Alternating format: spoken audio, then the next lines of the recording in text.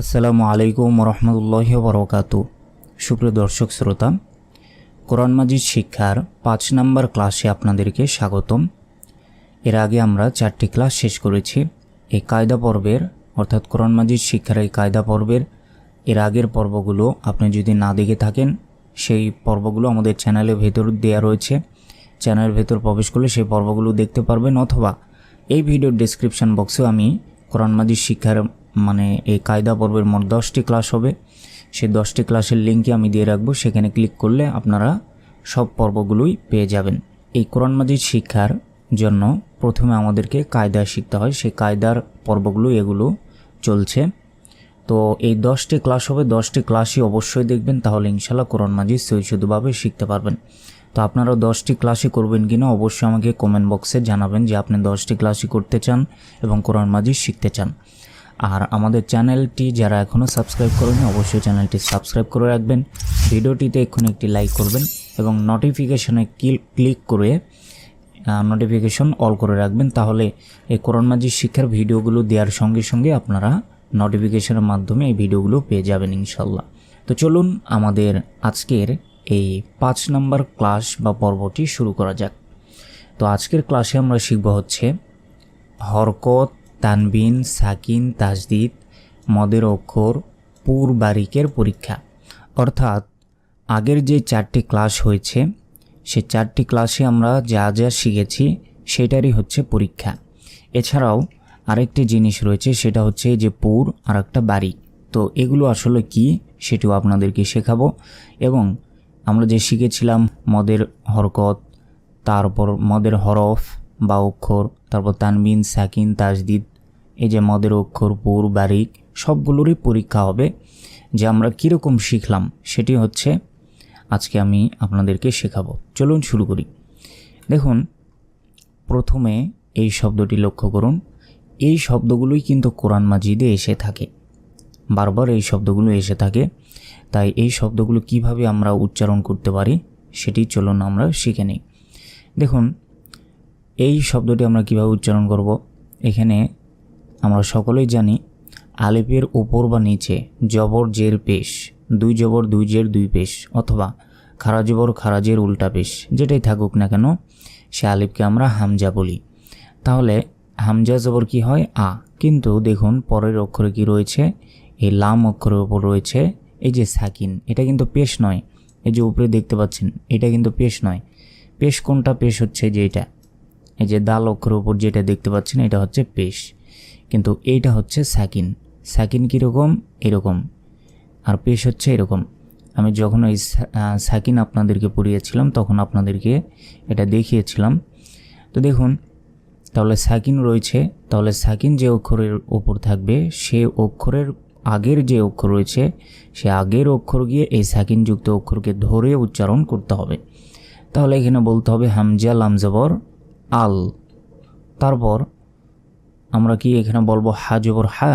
না, হা জবর হা বলা যাবে না, কারণ পরের অক্ষরে আবার লক্ষ্য করুন যে এইখানে আবার সাকিন রয়েছে। তাহলে এই অক্ষর গিয়ে আবার এই অক্ষরকে ধরবে। তাহলে হা মিম জবর হাম। তাহলে কি হলো? আল হাম, দাল পেশ দু, আল হাম দু, আল হাম দু, এভাবে উচ্চারণ করতে হয়। তারপর দেখুন হামজা গিয়ে হামজা জবর আ, কিন্তু এইটা কি বলা যাবে হামজা জবর আ? না, কারণ পরের অক্ষরে দেখতে হবে যে এইখানে কি রয়েছে। এইখানে দেখুন তাজদিদ রয়েছে। তাহলে আমরা যখন একটি অক্ষর উচ্চারণ করব তার পরের অক্ষরে আমাদেরকে সবসময় খেয়াল রাখতে হবে যে সেই অক্ষরের ওপর তাজদিদ অথবা সাকিন আছে কিনা। এই যে দেখুন কাঁটাযুক্ত অক্ষর তাজদিদ, এই কাঁটাযুক্ত অক্ষরের নাম কি? তাজদিদ। এই যে এটা হচ্ছে সাকিন। তাহলে সাকিন এবং তাজদিদের মধ্যে পার্থক্যটা কি? পার্থক্যটা হচ্ছে তাজদিদ কয়বার উচ্চারণ হয় এটা কিন্তু আগে আমি শিখেছিলাম। তাজদিদ উচ্চারণ হয় 2 বার, আর এই সাকিন থাকলে উচ্চারণ হয় 1 বার। এটা কি আপনাদের মনে আছে? আমরা যখন তাজদিদ শিখেছিলাম বলেছি কিন্তু সাকিন 1 বার উচ্চারণ করতে হয়, তাজদিদ 2 বার। তাহলে তাজদিদ 2 বার কীভাবে? দেখুন এখানে আমরা কি বলেছিলাম? সাকিন থাকার কারণে হামজা লাম জবর আল, অর্থাৎ লামকে আমরা 1 বারে উচ্চারণ করেছি কারণ সাকিন রয়েছে। কিন্তু এই লামের ওপর তাজদিদ থাকার কারণে এই লাম কয়বার উচ্চারণ হবে? দুইবার। তাহলে দুইবার কীভাবে উচ্চারণ করব? বলতে হবে হামজা লাম জবর আল, লাম জবর লা, আল্লাহ। কেন বললাম? কারণ লাম অক্ষর উপর তাজদিদ।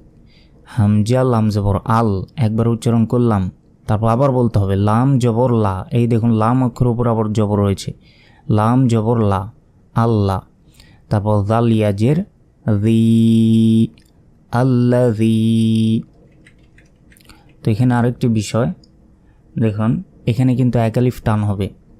এই এক আলিফ বা 1 সেকেন্ড কেন টান হবে সেটিও আমি আগের পর্বগুলোতে শিখিয়েছি। আপনাদের কি মনে আছে এখানে কেন টান হচ্ছে, 1 সেকেন্ড কেন টেনে পড়তে হবে বলুন তো? দেখুন তো এখানে কি রয়েছে এমন যে 1 সেকেন্ড টেনে পড়তে হবে? টেনে পড়ার কারণটি হলো, এই দেখুন জেরের বাম পাশে কি রয়েছে? ইয়া অক্ষর উপর সাকিন। জেরের বাম পাশে ইয়া সাকিন থাকলে এক আলিফ টেনে পড়তে হয়, এটা কিন্তু আমি শিখেছি। মদের অক্ষর কয়টি?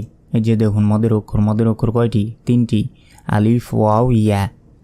তাহলে এই মদের অক্ষর 3টির মধ্যে এখানে ইয়া এসছে, ইয়া অক্ষর উপর সাকিন রয়েছে। তো ইয়ার উপর সাকিন থাকলে এটা কোন নিয়মে পড়তে হয়? যদি জেরের বাম পাশে ইয়া সাকিন থাকে তাহলে এখানে 1 সেকেন্ড টেনে পড়তে হয়। তাহলে আল্লাযী। তারপর দেখুন হামজা গিয়ে লামকে ধরবে, কারণ লাম অক্ষর ওপর তাজদিদ। হামজা লাম জবর আল, লাম জবর লা, আল্লাহ, জাল ইয়াজে জি। 1 সেকেন্ড টেনে পড়লাম কেন? জেরের বাম পাশে এখানেও ইয়া সেকেন্ড আছে, তাই এখানেও 1 সেকেন্ড টেনে পড়তে হবে। আল্লাযী, নুন জবর না, আল্লাযীনা। তারপর দেখুন হামজা লাম জবর আল, কফ দাল পেশ কুদ। কফ গিয়ে দালকে ধরলো কেন? দাল অক্ষর উপর তাজদিদ। কফ দাল পেশ কুদ, দাল ওয়া পেশ দু। 1 সেকেন্ড টেনে পড়লাম কেন? এখানে টেনে পড়লাম বলুন তো? এখানে আমি 1 সেকেন্ড কেন টেনে পড়লাম এটিও আমি আগের পর্বগুলোতে শিখেছি, আগের ক্লাসগুলোতে। এই দেখুন মদের অক্ষর কয়টি? কিছুক্ষণ আগেই বলেছি মদের অক্ষর 3টি, আলিফ ওয়াও ইয়া। এখানে ওয়াও এসছে, তাহলে ওয়াও আসলে কোন নিয়ম আসলে এখানে 1 সেকেন্ড টেনে পড়তে হয়? দেখতে হবে পেশের বাম পাশে যে পেশ রয়েছে, পেশের বাম পাশে ওয়াও সাকিন আছে কিনা। হ্যাঁ আছে। এই যে দেখুন পেশ, এই পেশের বাম পাশে ওয়াও সাকিন আছে। তাহলে এখানে 1 সেকেন্ড টেনে পড়তে হবে। তাহলে কখন 1 সেকেন্ড টেনে পড়তে হবে? মদের অক্ষর 3টি, আলিফ ওয়াও আর একটা হচ্ছে ইয়া। তাহলে এই আলিফ কখন থাকলে 1 সেকেন্ড টেনে পড়তে হয় আপনাদের মনে আছে? জবরের বাম পাশে যদি খালি আলিফ থাকে তাহলে 1 সেকেন্ড টেনে পড়তে হয়। পেশের বাম পাশে যদি জজমওয়ালা ওয়াও থাকে তাহলে 1 সেকেন্ড টেনে পড়তে হয়। তারপর জেরের বাম পাশে ইয়া সেকেন্ড থাকলে 1 সেকেন্ড টেনে পড়তে হয়। দেখুন এই জেরের বাম পাশে ইয়া সেকেন্ড আছে, তাই 1 সেকেন্ড টেনে পড়তে হবে। তারপর পেশের বাম পাশে ওয়াও সেকেন্ড আছে, এই যে ওয়াও, পেশের বাম পাশে ওয়াও সেকেন্ড থাকলে 1 সেকেন্ড টেনে পড়তে হয়। আবার আলিফ কখন উচ্চারিত হয়? জবরের বাম পাশে খালি আলিফ থাকলে। খালি আলিফ মানে এখানে জবর জের পেশ থাকা যাবে না, খালি আলিফ থাকলে 1 আলিফ টেনে পড়তে হয়। তো দেখুন আমি উদাহরণগুলো পড়তে আপনারা বুঝতে পারবেন। তাহলে এটার উচ্চারণ হচ্ছে সিন পেশ সু, আল কুদ্দুসু। তারপর হামজা লাম জবর আল, হাই জবর হাই, ইয়া পেশ ইউ, আল হাইয়ু। তারপর হামজা লাম জবর আল, লাম খারা জবর ল, হা পেশ হু, আল্লাহু। এইখানে একটি বিষয়, এটা নতুন করে শেখার আছে। তো এখানে দেখুন এটা হচ্ছে আল্লাহ শব্দ। এই আল্লাহ শব্দের ডান পাশে যদি জবর অথবা পেশ থাকে, এই যে আলিফ, এই আলিফের উপর কি রয়েছে? জবর। তো আল্লাহ, ধরুন এটা আল্লাহ শব্দ, আল্লাহ শব্দের ডান পাশে যদি এখানে জবর থাকে অথবা পেশ থাকে তাহলে লাম খারা জবর কি হয়? লা হয়। মূলত লাম খারা জবর লা, 1 সেকেন্ড টান হয়। কিন্তু এই আল্লাহ শব্দের ডান পাশে জবর থাকলে অথবা পেশ থাকলে এই লাম খারা জবর লা না বলে বলতে হবে ল। লাম খারা জবর লা না বলে কি বলতে হবে? ল। পুরবাড়ি, এগুলো সবই শেখাবো। দেখুন আল্লাহ শব্দের ডান পাশে কি রয়েছে? জবর। এখানে যদি পেশ থাকতো তাহলেও এই লাম খারা জবর লা না বলে ল বলতে হতো। কিন্তু এই আল্লাহ শব্দের ডান পাশে এখানে যদি জের থাকতো, জের থাকলে এই লাম খারা জবর লা এটাই বলতে হবে। আশা করি বুঝতে পেরেছেন। আমি পরবর্তীতে আরও উদাহরণগুলো আপনাদেরকে পড়াবো, তাহলে ইনশাল্লাহ আস্তে আস্তে এগুলো আপনারা শিখতে পারবেন। তাই ধৈর্য সহকারে ভিডিওগুলো শেষ পর্যন্ত দেখবেন এবং ক্লাসগুলো প্রত্যেক দিন করার চেষ্টা করবেন, তাহলে ইনশাল্লাহ কোরআন মাজিদ শিখতে পারবেন। আর ভয়ের কিছু নেই, আপনি আমার সাথে সাথে ক্লাস করুন, ইনশাল্লাহ পারবেন, অবশ্যই পারবেন। তো দেখুন আল্লাহ শব্দের ডান পাশে এখানে যদি জবর অথবা পেশ থাকে তাহলে এই ল্যানা বলে কি বলতে হবে, লাম খারা জবর ল্যানা বলে বলতে হবে ল। আর যদি আল্লাহ শব্দের ডান পাশে জের থাকে তাহলে লাম খারা জবর ল্যা এটাই বলতে হবে।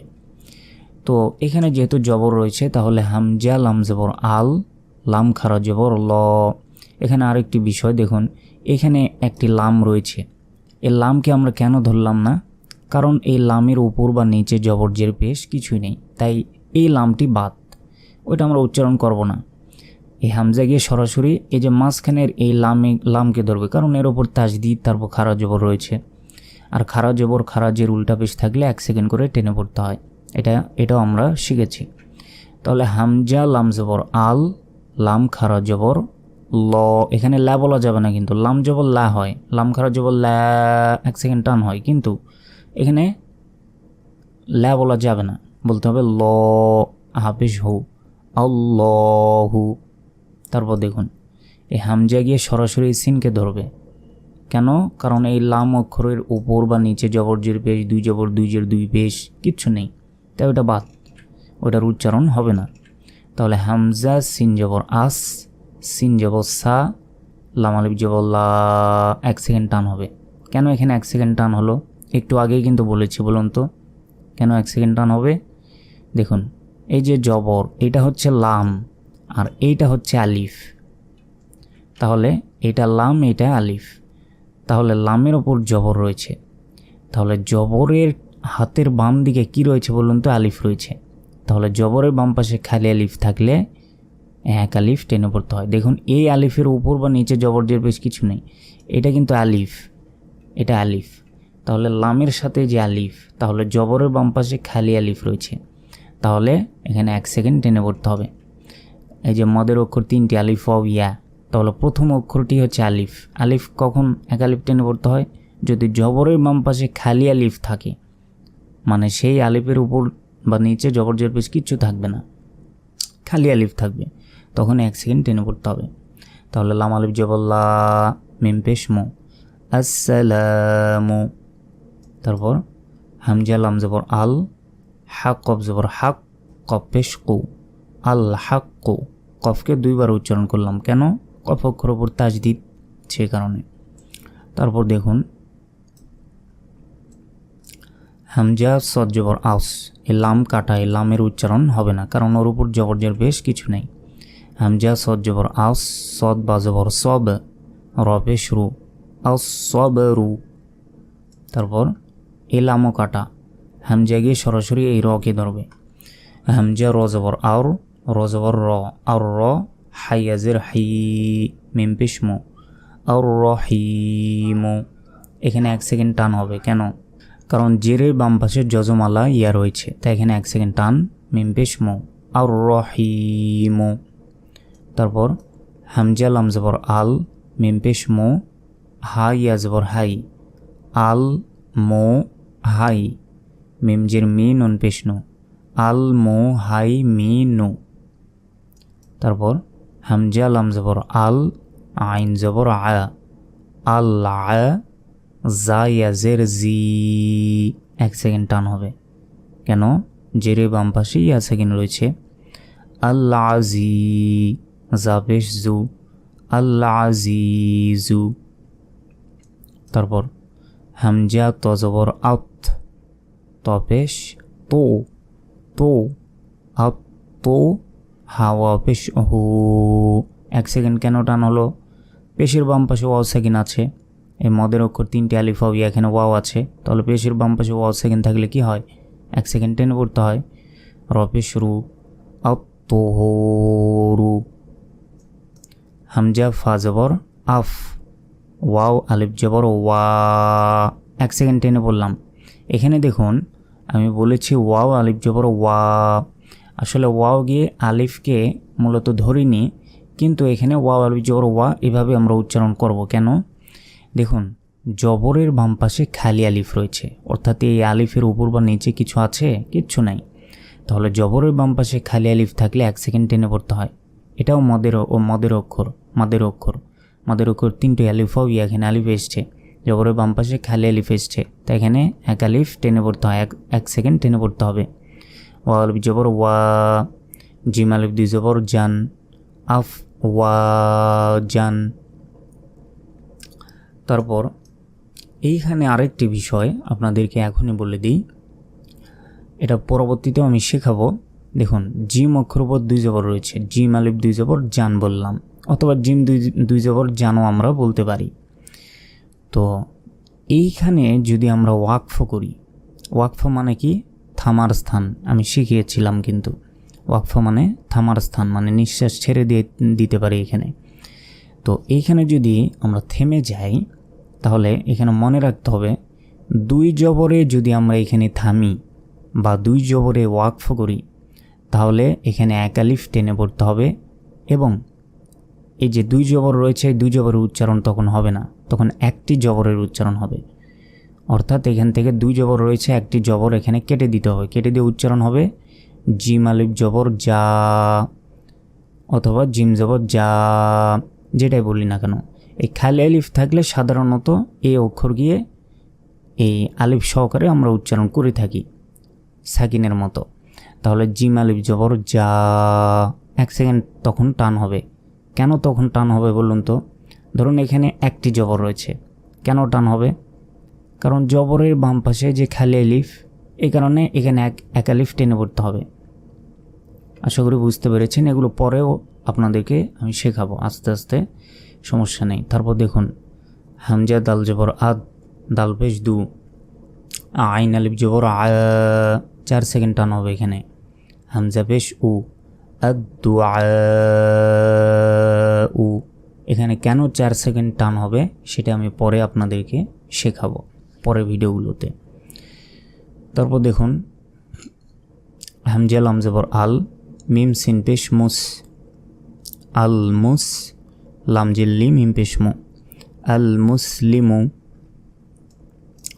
বা সিনজের বিস, মিম লামজের মিল, বিস মিল, লাম খারা জবর লা, হাজের হি, বিসমিল্লাহি। এইখানে একটি বিষয় দেখুন, এখানে এটা কি অক্ষর বলুন তো?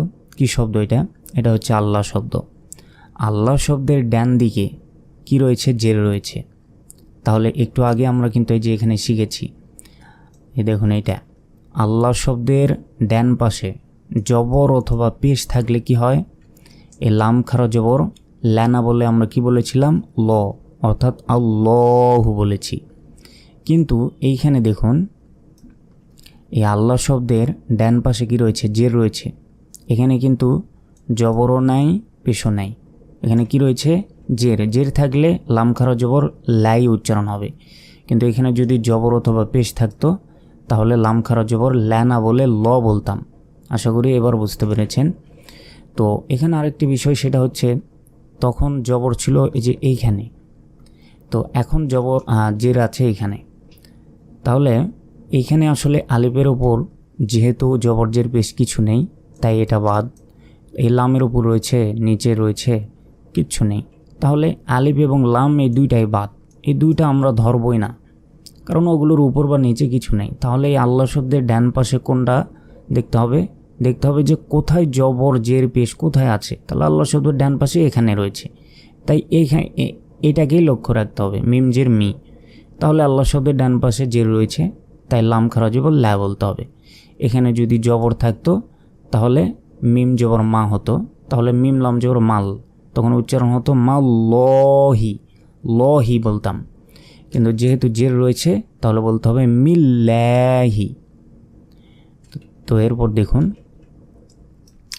বা দাল জের বিদ, দেখুন বার পর সরাসরি বা গিয়ে দালকে ধরল। এই আলিফ রয়েছে, আলিফ কাটা, তারপরে লাম রয়েছে, লামা কাটা। কারণ কি?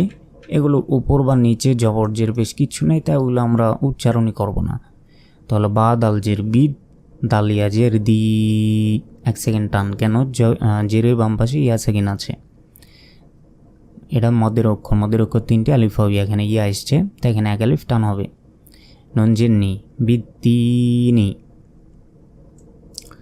হামজা লামজের ইল। তারপর দেখুন এই লাম গিয়ে সরাসরি এই লামকে ধরবে, কারণ কি দেখুন এই লামে অক্ষরের ওপর আবার তাজদিদ আছে। এই লামের প্রথমে দেখুন হামজাজের ই আছে, কিন্তু পরের অক্ষরে যে এটা হচ্ছে লাম আর এটা হচ্ছে আলিফ, তাহলে এই লামের ওপর কি রয়েছে? তাজদিদ। তাহলে তাজদিদ যুক্ত অক্ষর কয়বার উচ্চারণ করতে হয়? 2 বার। তাহলে লামকে 2 বার তো উচ্চারণ করতেই হবে, কিন্তু পরের আলিফের উপর বা নিচে জবরজের পেশ কিছু আছে? নাই, তাহলে এটা বাদ, এই আলিফের উচ্চারণ হবে না। এই পরের আলিফের উপর জবরজের পেশ কিছু আছে? নাই, তাহলে এটাও বাদ, ওটারও উচ্চারণ হবে না। এই যে পরের আবার লাম দেখুন, এই যে লাম, এই লামের উপরও কিন্তু জবরজের পেশ কিছু নেই, তা ওটাও বাদ। অর্থাৎ এই 3টা অক্ষরই বাদ যাবে, কারণ এগুলোর উপর জবরজের পেশ কিচ্ছু নেই, এই 3টা অক্ষরই বাদ। তাহলে এই যে লাম অক্ষরের উপর তাজদিদ, তাহলে উচ্চারণটা কী হবে? হামজা লামজের ইল একবার উচ্চারণ হলো, তারপর আবার লাম নিজে নিজে আরেকবার উচ্চারণ হবে না, লাম জবর লা বলতে হবে। কিন্তু এই লামের পরের অক্ষরে যে তাজদিদযুক্ত অক্ষর লাম, এই লামের পরের অক্ষরে আবার তাজদিদ এসছে, তাহলে এই লাম গিয়ে আবার এই লামকে ধরবে। তাহলে বলতে হবে হামজা লামজের ইল, লামের উচ্চারণ একবার করলাম, এই লামের উচ্চারণ আরেকবার হবে লাম, লাম জবর লাল, ইল লাল। এই লামের উচ্চারণ কিন্তু একবার করলাম, এই লামের উচ্চারণ আরেকবার হবে, কারণ এর ওপর খারা জবর রয়েছে আর তাজদিদ রয়েছে, তাজদিদ থাকলে সে অক্ষর 2 বার উচ্চারণ করতে হয়। আবার দেখুন হামজা লামজের ইল, লাম, লাম জবর লাল, ইল লাল, লাম খারা জবর ল, হাফেশ হু, ইল্লাল্লাহু। এখানে ল কেন বললাম? লাম খারা জবর তো ল্যা হয়, কেন ল বললাম? কারণ আল্লাহ শব্দে যে আল্লাহ শব্দ, এটা আল্লাহ শব্দের ডান পাশে কি রয়েছে? জবর রয়েছে। আল্লাহ শব্দের ডান পাশে যদি জবর অথবা পেশ থাকে তাহলে লাম খারা জবর ল্যা না বলে ল বলতে হয়, আর জের থাকলে এই যে জের রয়েছে এখানে, জের থাকলে লাই বলতে হয়। তাহলে এখানে ইল্লাল্লাহু। তারপর হামজা নুন জের ইন। এর আগে আমি শিখেছি, এর আগের পর্বগুলোতে কি শিখেছিলাম? যে নুন অথবা মিম অক্ষরের উপর তাজদিদ থাকলে সেটাকে গুন্না করে পড়তে হয়, সেটাকে কি বলে? ওয়াজিব গুন্না বলে। তাহলে এখানে নুন অক্ষরের উপর তাজদিদ আছে, তাহলে এখানে গুন্না করে পড়তে হবে। গুন্নাটা কীরকম? হামজা নুন জের ইন, এই যে একটু টেনে বললাম, এটাই গুন্না, ইন। তারপর নুন অক্ষরের উপর তাজদিদ আছে, তাহলে নুন কয়বার উচ্চারণ হবে? 2 বার। তাহলে 2 বার উচ্চারণ হবে, কিন্তু পরের অক্ষরে যে ডাইরেক্ট লাম, এই যে আলিফ এবং এই লাম, এই 2টার উপর বা নিচে জবরজের পেশ কিছু নেই, তাই এগুলো বাদ, ওগুলো উচ্চারণ হবে না। তাহলে নুন গিয়ে সরাসরি লামকে ধরবে, কারণ লাম অক্ষরের উপর আবার তাজদিদ আছে, তাহলে এই লামও 2 বার উচ্চারণ হবে। তাহলে হামজা নুন জের ইন, নুন লাম জবর নাল, লাম খারা জবর ল, হা জবর হা, ইন্নাল্লাহা। তারপর দেখুন ওয়াও লাম জবর ওয়াল, হামজা কাবজের ইক, ওয়াল ইক, র আলিফ জবর র, মিম জের মি, ওয়াল ইকরামি। র এখানে 1 সেকেন্ড টান হবে, কেন? কারণ খালি জবরের বাম পাশে খালি আলিফ আছে, তাই এখানে 1 সেকেন্ড টেনে পড়তে হবে। ওয়াল ইকরামি। হাফেশ হু, ওয়াও লাম জবর ওয়াল, হু ওয়াল, লাম খারা জবর ল, হাফেশ হু, হু আল্লাহু। এখানে ল 1 সেকেন্ড করে কেন টেনে পড়ছে বলুন তো? খারা জবর রয়েছে, খারা জবর খারা জের উল্টা পেশ থাকলে 1 সেকেন্ড করে টেনে পড়তে হয়।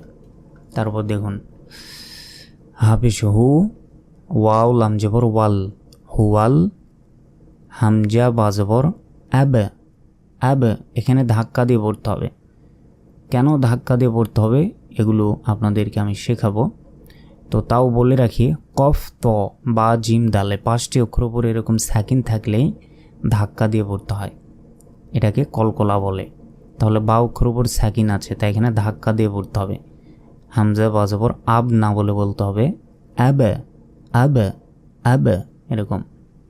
তা জবর তা, র পেশ রু, হুয়াল আব তারু। নুন সদ জবর নাস, র গে কাকে ধরবে? লামকে। এই আলিফ লাম এগুলোর উপর জবরজের বেশ কিছু নেই, তাই এই লামকে ধরবে, কারণ এটার উপর তাজদিদ আছে। র লাম পেশ রুল, লাম খারা জবর ল, এক সেকেন্ড, হাজির হি, নাসরুল্লাহি। লাম জবর লা, তা লাম জবর তাল, লা তাল। হা জবর হা, ত জবর ত, বাজের বি, লাতাল হা ত বি, লাতাল হা ত বি। মিম জির মি, নুন লাম জবর নাল, মিনাল। জিম নুন জের জিন, গুন্না হবে এখানে। কেন গুন্না হবে বলুন তো? নুন অথবা মিম অক্ষর উপর তাজদিদ থাকলে কি হয়? ওয়াজিব গুন্না হয়। মিনাল জিন, নুন জবর না, তাজেতি। এইটা হচ্ছে গোলতা, এটা মনে রাখবেন, এটা হচ্ছে গোলতা। এটাও আমি প্রথম পর্বেই শিখিয়েছিলাম, আপনাদের মনে আছে কি না? তো যাই হোক, এইরকম এই যে দেখুন, এই যে গোলতা, এটা কিন্তু হা। আপনাদেরকে আর একটু ভালো করে বুঝায়, এইটা হচ্ছে হা। কোনো শব্দের শেষে এরকম ছোট হা থাকে, ছোট হা। কিন্তু এই ছোট হার উপরে যদি এরকম দুইটা নোক্তা দেখেন, সেটাকে বলা হয় গোলতা।